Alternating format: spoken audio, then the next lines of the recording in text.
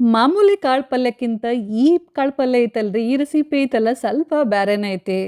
ಅದಕ್ಕೆ ರೆಸಿಪಿನ ಪೂರಾ ನೋಡಿದ್ರೆ ಭಾಳ ಚಲೋ ಅಂತ ನನ್ನ ಅಭಿಪ್ರಾಯ. ಈ ಕಾಳು ಬಗ್ಗೆ ಮತ್ತು ಈ ರೆಸಿಪಿ ಬಗ್ಗೆ ಭಾಳ ಮಂದಿಗೆ ಗೊತ್ತಿರ್ಲಿಕ್ಕಿಲ್ಲ ಅಂತ ಅನ್ಕೋತೀನಿ. ಸ್ವಲ್ಪ ಹಳೆ ಕಾಲದ ರೆಸಿಪಿ ಇದು. ಈ ಕಾಳು ಪಲ್ಯನ ಹೆಚ್ಚಾಗಿ ಪೂರಿ ಜೋಡಿ ತಿನ್ನಕ್ಕೆ ಮಾಡ್ತಿದ್ರು. ಆದ್ರೆ ಚಪಾತಿ ಮತ್ತು ರೈಸ್ ಜೋಡಿನೂ ತಿನ್ಬೋದು, ಭಾಳ ಚಲೋ ಆಗುತ್ತೆ.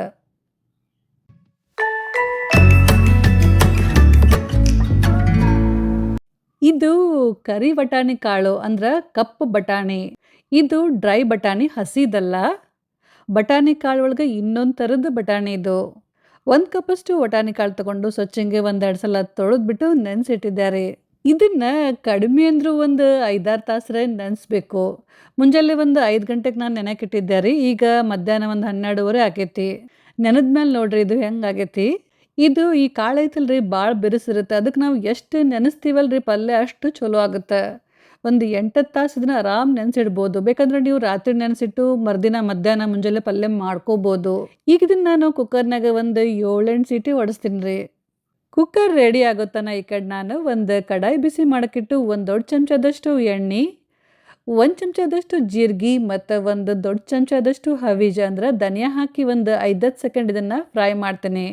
ಆಮೇಲೆ ಒಂದು 7-8 ಸಿಪ್ಪಿ ಬಿಡಿಸಿದ ಬೆಳ್ಳುಳ್ಳಿ ಎಸಳು ಮತ್ತು ಉದ್ದಕ್ಕೆ ಕಟ್ ಮಾಡಿದ 2 ದೊಡ್ಡ ಉಳ್ಳಾಗಡ್ಡಿ ಹಾಕಿ ಇದನ್ನು ಹುರಿಯಾಕತ್ತೀನಿ ರೀ. ಇದನ್ನು ಹೆಂಗೆ ಹುರಿತೀವಿ ಅನ್ನೋದ್ರ ಮೇಲೆ ಪಲ್ಯ ಟೇಸ್ಟು ಡಿಪೆಂಡ್ ಆಗಿರುತ್ತೆ. ಚಲೋ ತೆಂಗೆ ಹುರಿದೀವಪ್ಪ ಅಂತಂದ್ರೆ ಪಲ್ಯ ಭಾಳ ಚಲೋ ಆಗುತ್ತೆ. ಹಾಗಾಗಿ ಸರಿಯಾಗಿ ಹುರಿಯೋದು ಭಾಳ ಮುಖ್ಯ.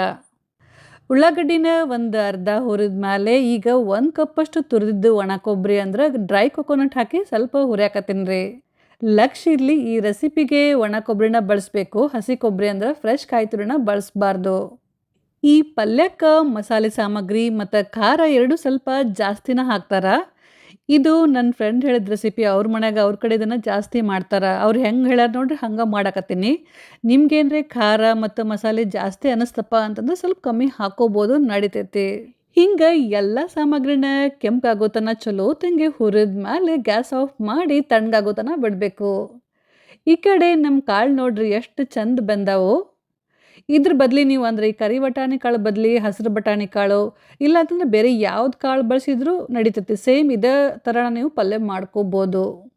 ಹುರಿದಿದ್ದು ಎಲ್ಲ ಸಾಮಗ್ರಿ ಪೂರ ತಣ್ಣಗಾದ್ಮೇಲೆ ಒಂದು ಮಿಕ್ಸಿ ಜಾರ್ನಾಗ ಹಾಕೇನ್ರಿ. ಈಗ ಇದ್ರಾಗ 1 ಕಟ್ಟಷ್ಟು ಕೊತ್ತಂಬರಿ ಸೊಪ್ಪು ಹಾಕಾಕತ್ತೀನಿ. ಸೊಪ್ಪನ್ನ ಸೋಸಿ ಸ್ವಚ್ಛಂಗೆ ತೊಳೆದು ಹಾಕಾಕತ್ತೀನಿ.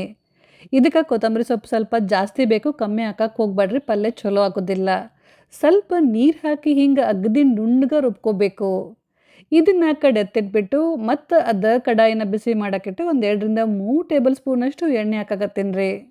ಎಣ್ಣೆ ಚಲೋ ತಂಗೆ ಬಿಸಿ ಆದಮೇಲೆ ಸ್ವಲ್ಪ ಕರಿಬೇವು ಮತ್ತು ಜಜ್ಜಿದ ಸ್ವಲ್ಪ ಬೆಳ್ಳುಳ್ಳಿ ಹಾಕಿ ಒಂದು 15-20 ಸೆಕೆಂಡ್ ಇದನ್ನು ಎಣ್ಣೆಗೆ ಚಲೋ ತಂಗೆ ಹುರಿಬೇಕು.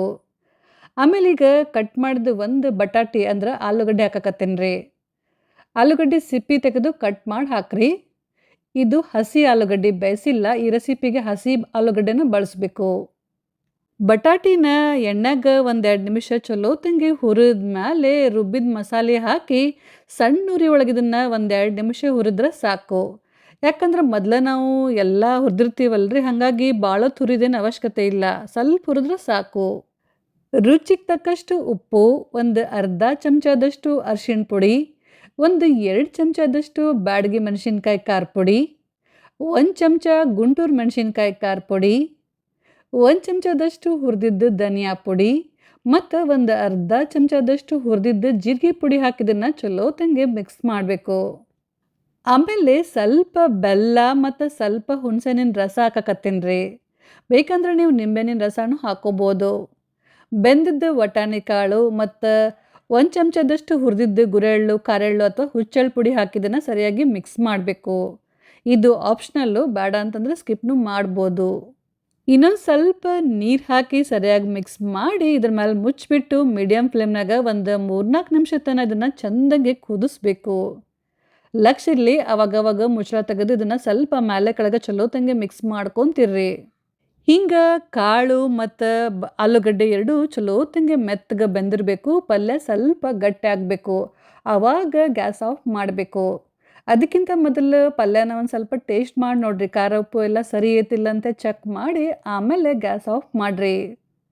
ಸೊ ಫ್ರೆಂಡ್ಸ್, ಈಗ ಮಸ್ತ್ ಬಿಸಿ ಬಿಸಿ ಸ್ಪೈಸಿ ಆ್ಯಂಡ್ ಟೇಸ್ಟಿ ನಮ್ಮ ಉತ್ತರ ಕರ್ನಾಟಕ ಸ್ಪೆಷಲ್ ಕರಿ ವಟಾಣಿ ಕಾಳು ಪಲ್ಯ ರೆಡಿ. ಇಷ್ಟೊತ್ತು ಇಲ್ಲಿ ತನ ಅಂದರೆ ಎಂಡ್ ಮಟ ವಿಡಿಯೋ ನೋಡಿರಪ್ಪ ಅಂತಂದ್ರೆ ವಿಡಿಯೋ ನಿಮ್ಗೆ ಸ್ವಲ್ಪ ಲೈಕ್ ಆಗಿರ್ಬೋದು ಅಂತ ಅಂದ್ಕೊಂಡೇನಿ. ಇಷ್ಟೊತ್ತು ವಿಡಿಯೋ ನೋಡಿದ್ದಕ್ಕೆ ನಿಮ್ಮೆಲ್ಲರಿಗೂ ಧನ್ಯವಾದಗಳು. ನೀವು ಈ ರೆಸಿಪಿನ ಒಂದ್ಸಲ ಟ್ರೈ ಮಾಡಿ ನೋಡಿ ಹೆಂಗಾಗಿತ್ತು ಅಂತ ಕಮೆಂಟ್ ಮಾಡಿ ತಿಳಿಸ್ರಿ. ಹಂಗೆ ಹೋಗೋಕ್ಕಿಂತ ಮೊದಲು ವಿಡಿಯೋಕ್ಕೊಂದು ಲೈಕ್ ಕೊಡ್ರಿ. Thank you.